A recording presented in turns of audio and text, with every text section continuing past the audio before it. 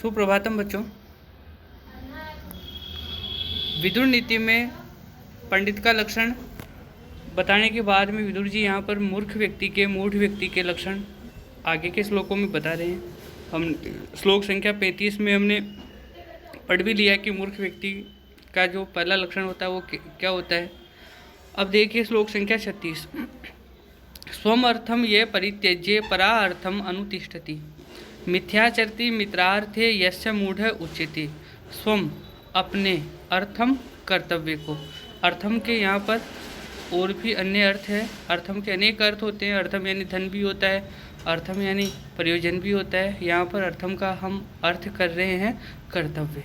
अपने कर्तव्य को यह जो परित्यज्य छोड़कर परार्थम पराये कर्तव्य का अनुतिष्ठति अनुसरण करता है। अपने कर्तव्य को छोड़कर जो दूसरे के कर्तव्य का पालन करता है। मिथ्याचरति धोखा देता है, कपट करता है, असत आचरण करता है। किसके साथ? मित्रार्थे, मित्र के साथ। मित्रों के साथ जो असत आचरण करता है, जो मूढ़ उच्यते, वह व्यक्ति, ऐसा व्यक्ति मूर्ख कहलाता है। अन्वय देखिए, यह स्वम अर्थम परित्यज्य, जो अपने कर्तव्य को छोड़कर परा अर्थम अनुतिष्ठति, दूसरे के कर्तव्य का पालन करता है, दूसरे के कर्तव्य को पूरा करता है। और जो मित्रा अर्थे मिथ्याचरति, जो मित्रों के साथ मिथ्या आचरण करता है, असत आचरण करता है, स मूढ़ उच्यते, वह मूर्ख कहलाता है। तो जो अपना कर्तव्य छोड़कर दूसरे के कर्तव्य का पालन करता है और मित्र के साथ असत आचरण करता है, वह मूर्ख कहलाता है। ये विदुर नीति में मूर्ख का लक्षण बताया गया है। तो यहाँ पर अर्थ शब्द के कई अर्थ है, जैसे बताया भी है कि प्रयोजन, काम, हेतु, धन, लाभ, इच्छा, मूल्य, परिणाम, कर्तव्य आदि। तो यहाँ पर अर्थम का जो अर्थ है वो लिया गया है कर्तव्य। अब श्लोक संख्या 37 देखिए।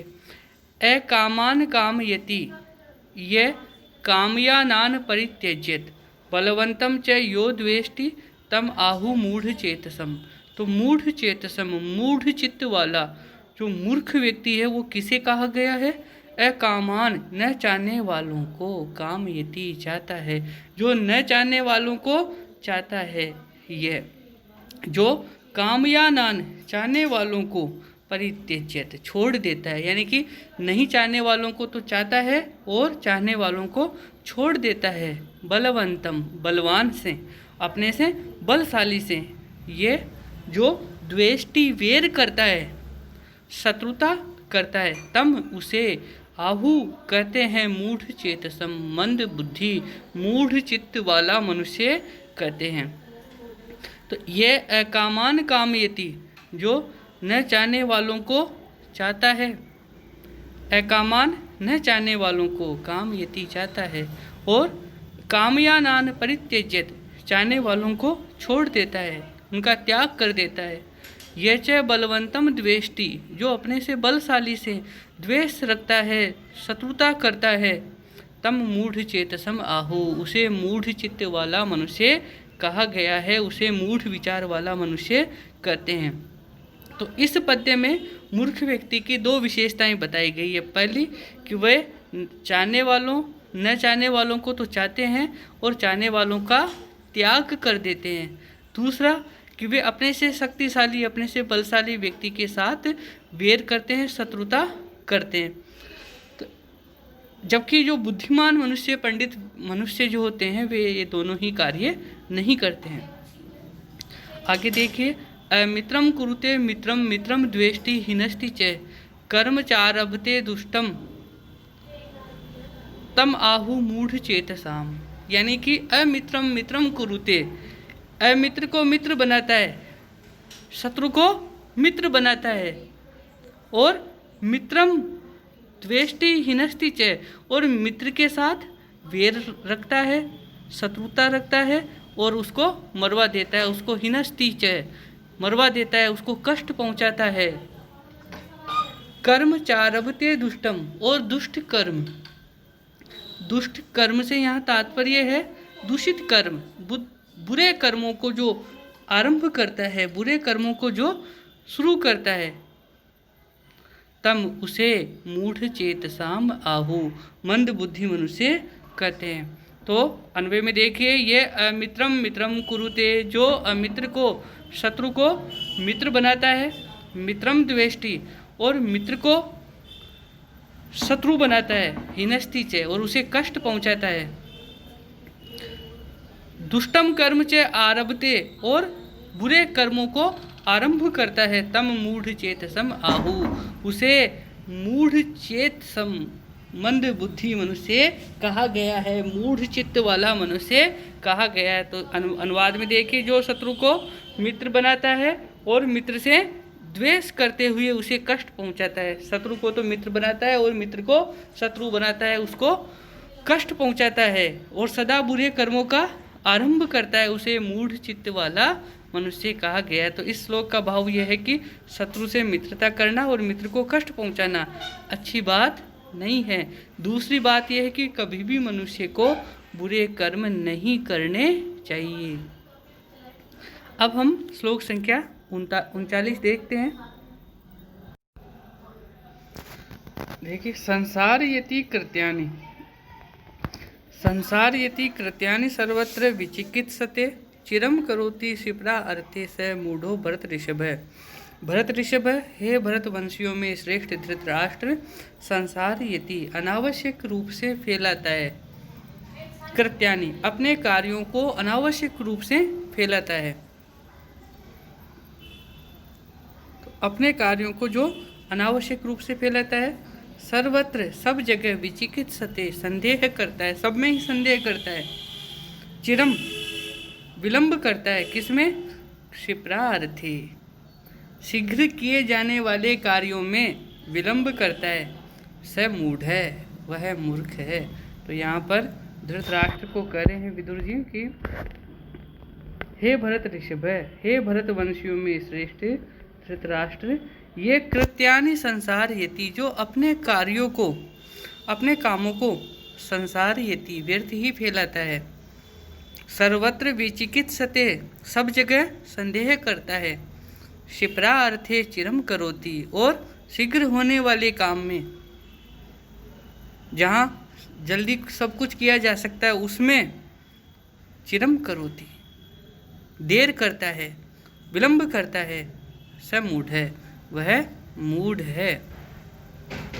श्लोक संख्या 40 देखिए, श्राद्धम पितृभ्यो न ददाति, देवतानि न च अर्चति, सुहृन् मित्रम न लभते, तम आहु मूढ़ चेतसाम। तो यहाँ भी मूढ़ चित्त वाले व्यक्ति का लक्षण बताते हुए कह रहे हैं कि श्राद्धम, श्राद्ध, पितृभ्य पितरों को न नहीं ददाती देता है, जो पितरों को श्राद्ध नहीं देता है, देवतानि देवताओं को न अर्चति नहीं पूजता है, सुहृन् मित्रम, सुहृद का तात्पर्य होता है अच्छे हृदय वाला, मित्र यानी अच्छा मित्र, न लभती नहीं प्राप्त करता है, तम उसे आहु कहते हैं मूढ़ चेतसम, मंद बुद्धि। तो अन्वय देखिए, ये जो पितृभ्य श्राद्धम न ददाती, पितरों को श्राद्ध नहीं देता है, श्राद्ध नहीं करता है, देवतानि च न अर्चति, और देवताओं को नहीं पूजता है, सुहृत मित्रम न लभते, अच्छे मित्र को प्राप्त नहीं करता है, जिसे अच्छा मित्र नहीं मिलता है, ताम मूढ़ चेतसम आहु, उसको मंद बुद्धि कहते हैं, मूढ़ चित्त वाला कहते हैं। तो जो पितरों का श्राद्ध और देवताओं का पूजन नहीं करता है, जिसे सुहृद मित्र नहीं मिलता, उसे मूढ़ चित्त वाला कहते हैं। तो यहाँ पर श्राद्ध का अर्थ है शास्त्र और लोक विधि के अनुसार पितरों के निमित्त किए जाने वाला कर्म, पितरों के उद्देश्य से श्रद्धापूर्वक दिया जाने वाला अन्न, पूर्व पुरुष पुरखे या मृत पूर्वज पितर कहलाते हैं। इनके निमित्त श्राद्ध कर्म अवश्य करने चाहिए। देवताओं का पूजन भी परमावश्यक है। सुहृद का आशय है अच्छे हृदय वाला। जो अच्छा मित्र नहीं प्राप्त कर पाता है वह भी मूर्ख है। आगे देखिए, अनाहुत प्रविशति अपृष्टो बहु भासते अविश्वस्ते विश्वसीति मूढ़ चेता नराधम।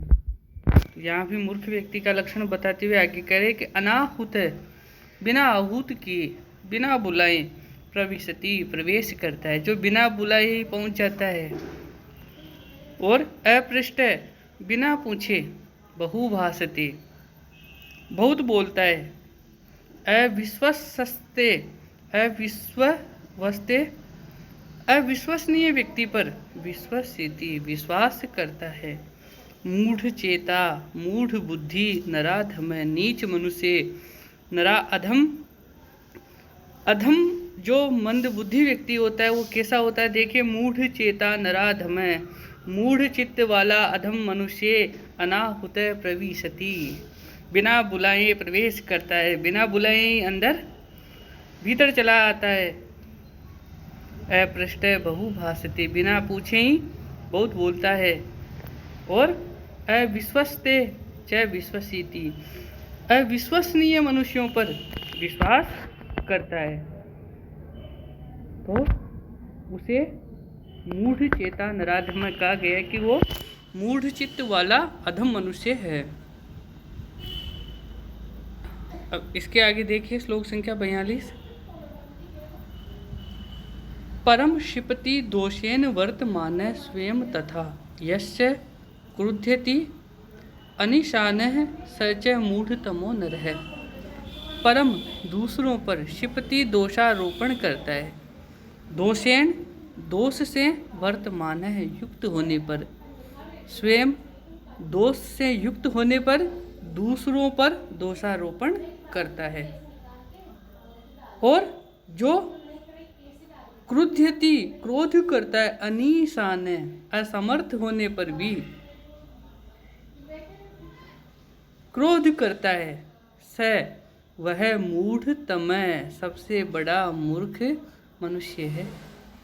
अन्वय में देखिए, ये स्वयं दोषेन वर्तमान है, जो स्वयं दोषों से वर्तमान युक्त होने पर भी परम क्षिपति दूसरे पर दोषारोपण करता है।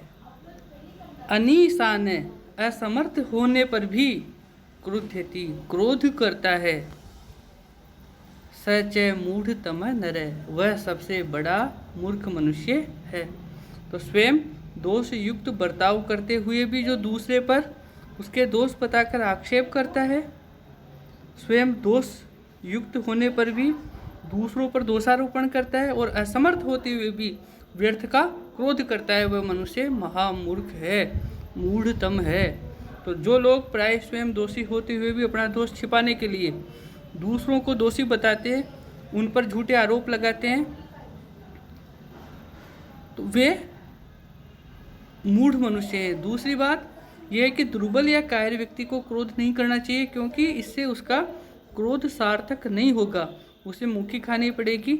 अतः दोषारोपण करना और क्रोध करना, क्रोध कैसा? निरर्थक व्यर्थ क्रोध करना जिसका कोई असर ही ना हो, तो ऐसा क्रोध करना व्यर्थ है। अतः जो ऐसा करता है वो सचमुच में सबसे बड़ा मूर्ख है। श्लोक संख्या 43 देखिए। आत्मनो बलम अज्ञाय धर्मार्थ परिवर्जितम अलभ्यम इच्छेन अकर्म्याण मूढ़ बुद्धि यह उच्यते। तो यहाँ मूढ़ बुद्धि मूर्ख मनुष्य किसे कहा गया? देखिए, आत्मन अपने बलम बल को अज्ञाय न जानकर, न ज्ञात्वा अपने स्वयं के बल को न जानकर, धर्मार्थ परिवर्जितम धर्म और अर्थ से विरुद्ध, अलभ्यम न पाने योग्य की इच्छन पाने की इच्छा करने वाला, धर्म और अर्थ के विरुद्ध जो अप्राप्य है उसकी इच्छा करने वाला, निष्कर्म्यात बिना कर्म किए ही उनकी इच्छा करने वाला मूढ़ बुद्धि इस लोक में कहलाता है। तो देखिए अन्वय में, आत्मनः बलम अज्ञाये, अपने बल को अज्ञात्वा, न जानकर, न समझकर, बिना समझे, निष्कर्म्यात्, बिना कर्म किए, धर्म और अर्थ से विरुद्ध, अलभ्यम, न पाने योग्य वस्तु की इच्छा करने वाला, इह, इस लोक में, मूढ़ बुद्धि उच्यते, मंद बुद्धि कहलाता है। तो इस कथन में हमें ये शिक्षा मिलती है कि मनुष्य को अपनी शक्ति का ज्ञान होना चाहिए, अपने बल का ज्ञान होना चाहिए, उद्यम या परिश्रम करके ही किसी वस्तु को पाने की इच्छा करनी चाहिए। निष्कर्म में नहीं होना चाहिए कि बिना कर्म के, बिना कार्य के ही उसे इच्छित वस्तु प्राप्त हो जाए, ऐसा नहीं होना चाहिए। वह वस्तु धर्म और अर्थ से विरुद्ध भी नहीं होनी चाहिए। वस्तु ऐसी हो जो प्राप्त हो सके, अलभ्य ना हो। जो ऐसा नहीं करता वह मूर्ख है। यहाँ पर ये बताया गया है कि जो अपने बल को न समझकर बिना काम के ही धर्म और अर्थ के विरुद्ध न पाने योग्य वस्तु की इच्छा करता है, वह पुरुष इस संसार में मूढ़ बुद्धि कहलाता है। तो यहाँ पर दुर्योधन की तरफ विदुर जी का एक संकेत है, क्योंकि वो भी धर्म और अर्थ के विरुद्ध राज्य प्राप्त करना चाहता है, अलभ्य भी है उसके लिए, लेकिन फिर भी वो उसकी कामना कर रहा है, इसलिए उसको यहाँ पर विदुर जी सांकेतिक रूप में मूढ़ बुद्धि कर रहे हैं। अब इसके आगे अपन अगले वीडियो में पढ़ेंगे। धन्यवाद।